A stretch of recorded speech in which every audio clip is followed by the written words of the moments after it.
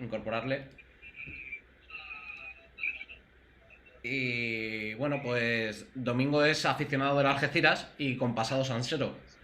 Muy buenas, Domi. Hola, chavales. ¿Qué tal?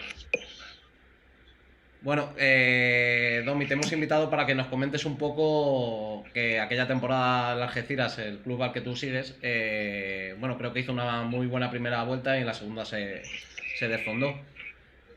Cuéntanos, ¿qué Sí, recuerdas? bueno, fue una temporada que veníamos de tercera, ascendimos, prácticamente mantuvimos el mismo bloque, con varios fichajes de la categoría y tal, mismo entrenador. La temporada empieza bien, terminamos la primera vuelta quinto o sexto, encadenamos una racha más de 3-4 partidos ganados seguidos, nos colocamos en segunda posición en un grupo cuarto que tenía al Polideportivo Ejido, que terminó ascendiendo, al Jerez, que terminó ascendiendo, tenía al Cádiz de duda, tenía al Granada, al Ceuta, un pedazo de división increíble. Y después de esas 4 victorias se cambia de entrenador. El entrenador tuvo una enfermedad y tiene que dejar el puesto. Viene Andrés Tebar, entrenador que conocerá Pinto, creo que es el actual entrenador del Jerez o hasta este año del Jerez. Y bueno, no se gana ningún partido. De uno de los dos Jerez, Domingo. ¿Qué? Que digo que de uno de los dos Jerez. Es que ya hay dos. Sí, el Club Deportivo, que es el Jerez de toda la vida, digamos, de 1947, y bueno, pues el Jerez FC, Jerez Deportivo Fútbol Club, que se creó, bueno, pues a raíz de una sentencia judicial en la cual decía que el Jerez tenía que prácticamente que desaparecer, y todavía no ha desaparecido, y bueno, pues se creó a través de los socios. Pero bueno, te dejo que continúe, Domi. Vale, bueno, pues del falso Jerez. Parado. ¡Ostras! Charco. Bueno, toma el mando este hombre y el equipo no consigue ninguna victoria más hasta la penúltima jornada. Al final la temporada terminamos en play-out, que por penalti le ganamos al Fuenlabrada. Un grupo cuarto, Domingo. No había ningún filial, ¿eh? No. Era vamos, capitales de provincia, me cago en... Era duro ese grupo 4. La verdad es que así resumiendo un poco aquella temporada, la verdad es que fue una temporada futbolísticamente hablando apasionante en los 4 grupos de Segunda B, porque la verdad es que cuando uno repasa y los números de aquella temporada y tiene recuerdos, nosotros en este caso un poco amargos por la situación del Sanse, ¿no?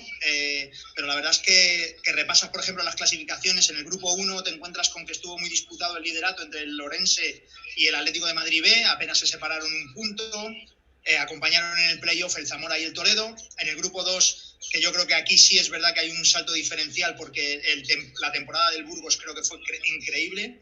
Cerró la liga regular con 72 puntos, segunda fue la Cultural con 65, Calahorra 64 y Amurrio con 64, pero le siguieron el Deportivo Aragón y el Bilbao Athletic con 63 y 62 puntos respectivamente. O sea, estuvo todo muy apretado.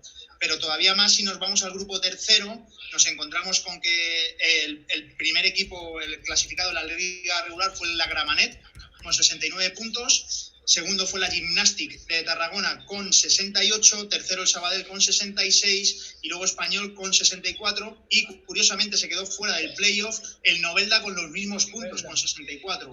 Estaba todo bastante más apretado, y sí es verdad que en el grupo cuarto nos encontramos con que el Cádiz tenía 70 puntos y luego ya el Jerez con 66, empatado a puntos con el Polideportivo Ejido, que hizo muy buena campaña ese año con 66 puntos, y cuarto el Ceuta.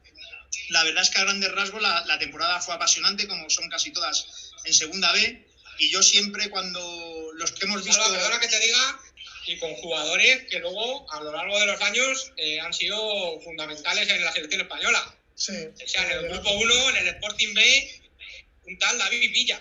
No sé si exactamente. En el grupo 2, un tal Aduri. Campeón del mundo, ¿no? A mí no me suena, Diego, no sé quién será el Villa ese. No me suena. No. En el grupo 3, con 16 años, debuta un tal Andrés Iniesta. Joder. Y está el Barça en media tabla. O sea, fíjate la dureza de esos grupos de Segunda B en aquella época.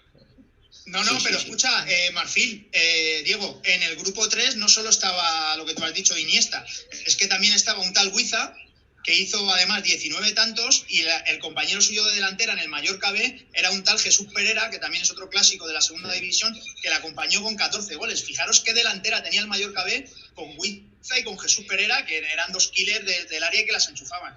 Y ya no solo eso, en el grupo 1 tenías a Raúl Molina, por ejemplo, en el Atlético de Madrid B, que creo que llegó a jugar la final de la Copa del Rey con el Recreativo de Huelva, además.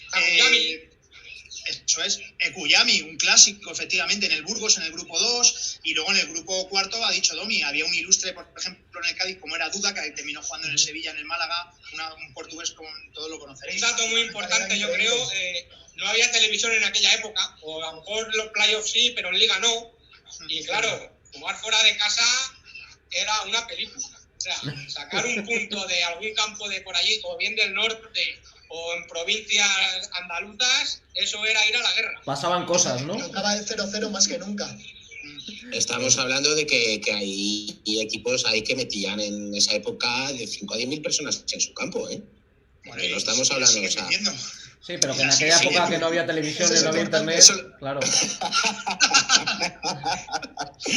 No, pero que te pones a repasar, pues lo que vosotros decís, te pones a repasar equipos que tienen unas aficiones bestiales para segunda B y jugadores, pues como bien decís, que han sido muchísimos jugadores de primera división o muchos jugadores de segunda división, y además se mezclaba, había jugadores que tenían dos trabajos, o sea, es decir, el fútbol semiprofesional de segunda B y su trabajo, pues de lo que fuera, ¿no? De carpintero, albañil, fontanero o de banquero, de lo que fuera. O sea, era muy raro que alguien viviera como puede vivir prácticamente o mucha gente no compagina actualmente dos trabajos. Además, sí, no, está totalmente de acuerdo, pero además una de las últimas frases que más me ha llamado la atención en esto del fútbol, y que además yo creo que todos nosotros vamos a coincidir en ella, fue cuando Garitano, el entrenador del Leganés, cuando eliminó al Real Madrid de Copa, le preguntaron que si era el día más feliz de su vida.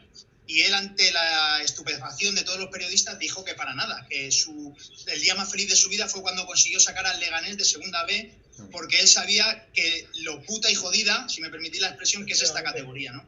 Y aquí tenemos otra vez como el pozo de la segunda vez. Es que es muy difícil salir, porque os voy a decir, por ejemplo, un caso que os he comentado antes. Pues fijaros, la Gramenet, que en su grupo quedó líder con 69 puntos, como os he dicho, pues realmente fue el único equipo de todo el playoff que no ganó un partido. O sea, el líder del grupo 3 en el playoff, que en aquel entonces no eran eliminatorias, sino que era formato de liguilla, que no se nos olvide que jugaban una liguilla 4 equipos, pues en su grupo, que fue el grupo D, no ganó ni un solo partido. O sea, fijaros lo complicado que es esto. O sea, es súper difícil. Y luego, por ejemplo, a mí el Burgos sube con un equipazo, arrasa, yo creo que es el mejor de la categoría. Exacto. Luego hay un triple empate entre Giro, Calahorra y Atlético de Madrid B.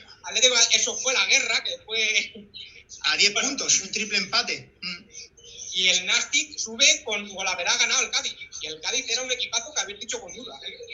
Exactamente, eso es Marfil. Pero lo que tú dices es verdad, porque el Burgos, igual que he dicho que la Gramenet fue la única que no ganó un partido en todo su playoff, el Burgos fue el único equipo de todos que no perdió ni un solo partido. Ganó 5 y empató 1. O sea, yo creo que, como bien ha dicho Diego, la superioridad del Burgos ese año en segunda B era aplastante, porque los números en la liga regular lo avalan, y luego en el playoff la verdad es que está ahí. Y luego la verdad es que el triple empate del Poliegido, Calahorra y Atlético de Madrid B fue bestial. Ahí creo que hay un Poliegido Calahorra con una encerrona tremenda al Calahorra, que aquí solo faltaron tiros. Y luego la verdad es que también se comprueba en el Gimnàstic Cádiz, que con un doble empate pues dejó fuera al Cádiz por el tema del golaveraje con el Gimnàstic. Pero si te vas también al playoff de descenso, lo que ha dicho Domi, al final también hubo ahí una lucha encarnizada por el tema de la salvación, que se traduce en que al final baja el Fuenlabrada y baja sin perder ni un solo partido. O sea, 4 empates le condenaron a perder la categoría, y el único equipo de los que jugaron el play-out que ganó un partido fue el Conquense. Todos los demás fueron empates. O sea, fijaros lo dura, bueno, a nosotros no nos tiene que decir nadie lo dura que es esta categoría, pero que ese año baja Salva baja a segunda B el Getafe, que ahora es un equipo que nos creemos que está en Europa, que Claro. ese año baja a segunda B el Getafe. Eso es, así es. De hecho, no sé si el Coliseum lo inauguran al año siguiente o... No, 2002 Javi, o 2003. Estamos en la 98 por ahí, que fuimos nosotros a jugar. No sé si lo ¿Sí? recuerdas. Sí. De hecho, el Coliseum se inauguró eso, efectivamente, en un Getafe Sanse, pero pensaba que había sido más... Un penal Lorenzo. Sí, 0-0. 0-0, si no recuerdo mal. Pero pensaba que había sido más adelante. Bueno, decir de dureza de la segunda B, tenemos, no hace falta irnos a tantos años, tenemos un claro ejemplo del Mallorca.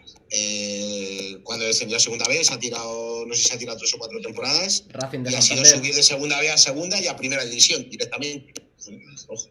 Sí, no, está claro que es muy complicado, pero bueno, eso habla muy bien de la gestión que ha hecho el Mallorca, que ha seguido apostando un poco por una base y la ha mantenido en todas sus categorías, pero que al final de lo que se traslada es que tú puedes hacer una muy buena campaña de liga regular, que luego llega al playoff, y la verdad es que como en ese caso de la Gramenet, que es primera del grupo tercero, además con una pelea intensísima con el Nàstic, el Sabadell, el Español B, etcétera, y al final llegas al playoff y no ganas ni un solo partido, o sea, es de una dureza tremenda. Y luego, a modo de destacar, pues me gustaría destacar también un par de cosas, si me lo permitís. Es que no solo eso, sino que había auténticos plantillones en aquella época, porque por ejemplo el Zamora contaba con una de las mejores delanteras de la época para mí, con Ayer, que marcó 20 goles, y en el grupo tercero además tenía el privilegio el Nàstic de contar con el que es hasta día de hoy el pichichi de la categoría, que es Sergio Castillejo, que ha marcado ni más ni menos que 172 goles en segunda división B en 387 partidos, un promedio de 0,44 goles por partido. Una maldita bestia del tío, un killer del área, y la verdad es que además en aquella época estaba en su apogeo, porque además creo que termina pichichi de la liguilla también de ascenso, o sea que el tío... Y ahora estamos más acostumbrados, pero claro, es que antes era hierba, si vas con los vascos, lluvia o tal, los viajes de hace 20 años y el césped artificial. Y ir a Canarias, eso era una aventura también. No, está claro. Bueno, ya ves, no lo quiero ni vivamos. Era todo una aventura, y además lo que dice Diego, el ver campos que la verdad es que hoy en día a lo mejor nos costaría. Sí es verdad que todavía en segunda vez se mantienen algunos campos que nos llaman un poco la atención. Yo tuve ocasión de ver el del Tropezón, o el mismo que nos llama mucho la atención, el Ovao, cuando juega el Sansallí, o el Murcia, que también jugó en Ovao, y además hay campos todavía que son muy míticos y muy emblemáticos de la segunda división B, pero joder, que si te trasladas todavía 20 años atrás, pues lo que dice Diego. Además también tenemos que destacar que hay en los 4 grupos, si uno los coge y se para a repasar, también te das cuenta de lo que ha cambiado el fútbol, porque como bien ha dicho Pinto y Domi, te encuentras con que hay equipos que desgraciadamente han desaparecido, se han refundado. Yo creo que en el grupo cuarto estaba el antiguo Almería, no está el nuevo, tenemos el caso del Jerez, tenemos otro mucho Granada, caso, si no recuerdo mal, también. El Poliegido, por ejemplo, que estamos hablando de que el Poliegido ascendió, desgraciadamente ha desaparecido, no es el actual Club Deportivo Ejido. O sea, nos encontramos el Ourense, que además otro de los equipos que jugó playoff, que también ha desaparecido. O sea, cómo ha cambiado la segunda B en todo este tiempo, en estos 20 años, que también se ha llevado consigo a equipos históricos de la segunda división B y históricos, ¿por qué no?, del fútbol español, porque el Ourense ha militado también en segunda división. O sea que...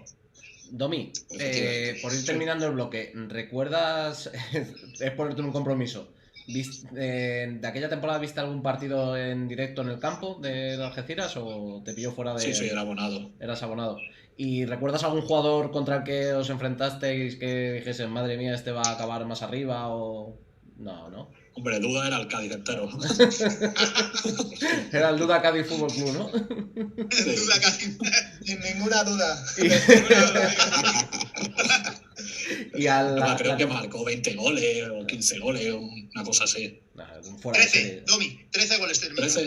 13. Pero como si fueran 20, vamos. Claro. Sí, desde su ahí ya posición, sabía que iba a fíjate. llegar lejos. Claro. Estamos hablando de un jugador que, si no recuerdo mal, no era delantero, creo que era medio campo, media punta. Sí. Extremo izquierdo, ¿no? Extremo izquierdo, sí, era de banda. Bueno, que no estamos hablando de un delantero o de un segundo punta. No. Estamos hablando de un jugador de medio de campo con muchísima llegada, que en segunda B ya ves que marca la diferencia. Ya en el Málaga era muy importante y en el Sevilla igual, pues imaginaros en un equipo de estos donde estamos hablando de una segunda división B, efectivamente, balón parado, o sea... Uno de los jugadores que cualquier aficionado al fútbol recordamos en primera división, claro. Claro. Lo importante de Domi, esa temporada os salvasteis, mandasteis a tercera al Fuenlabrada, que este año está en segunda división. A un Fuenlabrada, Adri, que le eliminan al Fuenlabrada en penaltis. Sí. Con Raúl Moreno, que se dejó los penaltis para parar en otro campo. Con nosotros. Para otro playoff de descenso. La mega anécdota. Otro año más tarde. La mega anécdota. Tengo que hacer un cartelito para cuando las mega anécdotas de Diego. ¿El año siguiente continuasteis en segunda B? ¿Os mantuvisteis, Domi? O... Sí. Sí, vale. Sí, nos mantuvimos en la última jornada. Ajá. Y al año siguiente ascendimos a segunda. Bueno, joder. O sea que fíjate lo importante de un play-out, chicos. Ya ves. Ojalá algún día nosotros podamos decir eso, que hemos subido a segunda. De momento no descendimos. Esperemos.